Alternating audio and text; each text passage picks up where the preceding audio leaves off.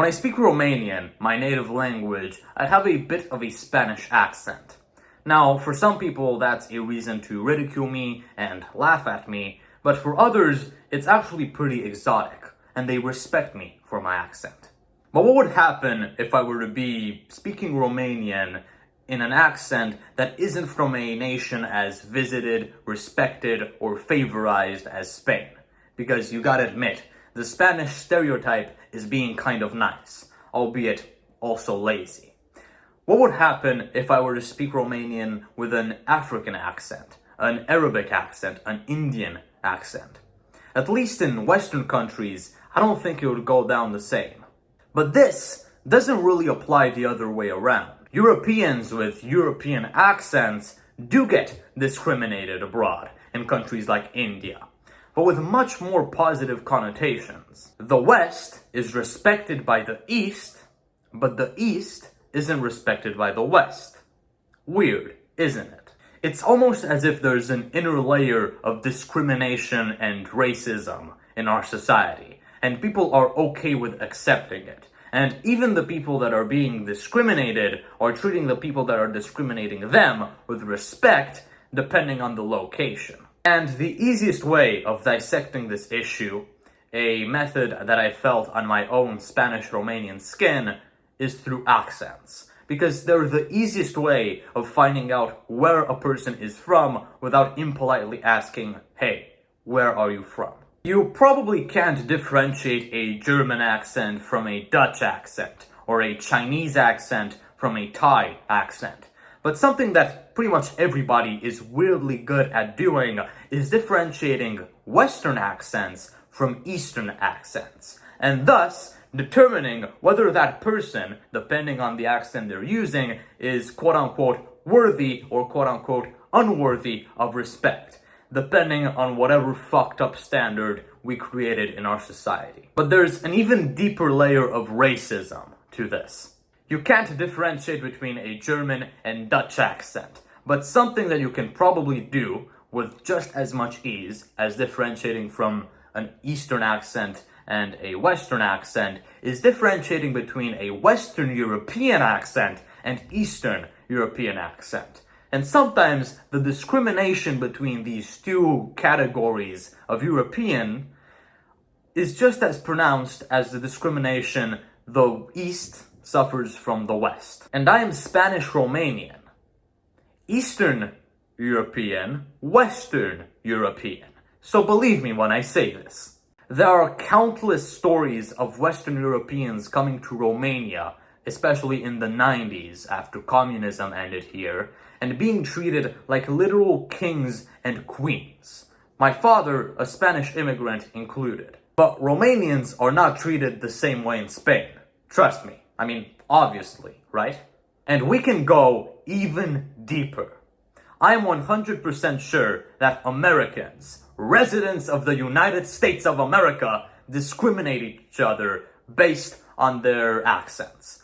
Maybe a New York accent is more prestigious and indicates higher status than an accent from Indiana for some reason. But then, let's go into New York itself. Maybe an accent from Long Island is going to be more respected than an accent from Brooklyn. And maybe we can go into even Brooklyn itself. Every single different area speaks in a different way. Every single area has a different accent. And it's an endless fucking cycle of discrimination based on where you are from. AKA, also known as, xenophobia. I'm sorry, but this shit just cannot be good for society. It is pure racism and prejudice. And I'm saying that as a person who directly benefits from this type of discrimination. I was at a friend's birthday party about a year ago, and I sit down at the dining table. And I just wanted to thank my friend's mother for the invitation. I literally only said, "Thank you for the invitation" in Romanian. And immediately, a fucking millisecond after opening my mouth for 5 seconds, the first question I was asked by another person at the table was, "Hey, you have a pretty peculiar accent. What nation are you from?" I swear to God, that was the exact way the question was formulated. Probably because the person could tell that it's a Spanish accent. And how did I answer the question? How did I answer the question of what nation are you from? Well, you better bet your entire life savings on me saying with full pride, 100% pride and patriotic might, Spain. I am from Spain. And guess what? I got the exact reaction I was expecting. Oh, España! Oh, España, me gusta! And if there is one single thing that I know for certain in this life, it's that I wouldn't have provoked the same reaction if I were to have had a Punjabi accent. And that's kind of upsetting. It kind of boils my fucking blood. And as a side note, what reaction do you think I get from Spanish people in Spain when I tell them I'm half Romanian, was born in Romania, raised in Romania, and come from Romania? I'll let you guess, I don't know, the level of excitement that statement produces. This is not good for society, and you and me know it. But still, you and me still fall under one of these 4 categories of the ethnic hierarchy. The first category, and the most respected, is respectable Western accents.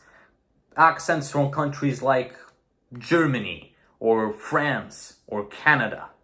Second category is Western places that are considered low status, like Brazil, a lot of the Balkans, all of the Balkans, Poland, a lot of South America. Third category is Eastern places that are considered high status, like Japan, the United Arab Emirates. And the fourth category, a category pretty much everybody pisses on, is Eastern places that are considered low status, like India or Nigeria or pretty much all of Africa, because we're a lot of racist pieces of shit. And all of these 4 categories either respect and love each other or disrespect and fucking hate each other's guts based on how high up or low down they are on this little fucking ethnic hierarchy. We know the problem. We have found it out together. The only thing left to do is determining the cause and ultimately the solution. The cause is obviously a lack of culture and love for foreign cultures, and also a lack of universal appreciation. Not appropriation, appreciation. People like my father, a Spaniard, have moved to countries that are lower down on the ethnic hierarchy and have deeply immersed themselves in their cultures. They have learned to appreciate their culture, even though the world is not designed for you to appreciate fine Romanian literature. And thus, they respect the culture and they can live peacefully and respectfully in that country. The most popular culture out there is Western culture.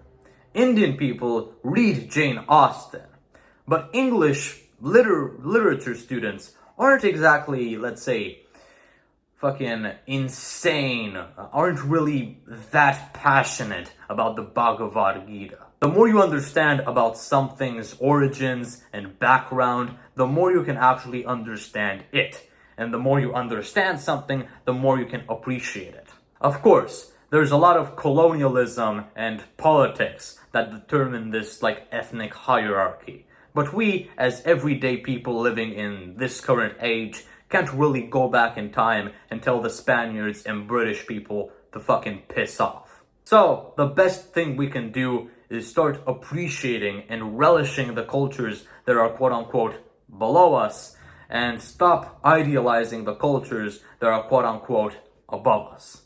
And as always, I am far from perfect. I still have a lot of reading and deep immersion left to do. But maybe, just maybe, if we work together, we can make nationality less of a symbol of status that we either respect or disrespect, and finally see accents for what they are meant to be. a symbol of your deeply unique cultural background. Subscribe for more and leave a like on this video. It helps immensely to boost my ego. This is actually a remake of my most famous video, so if you want to watch that to give me more watch time, I'd be immensely grateful. I'll see you later, and better and stronger and smarter and more culturally educated than ever.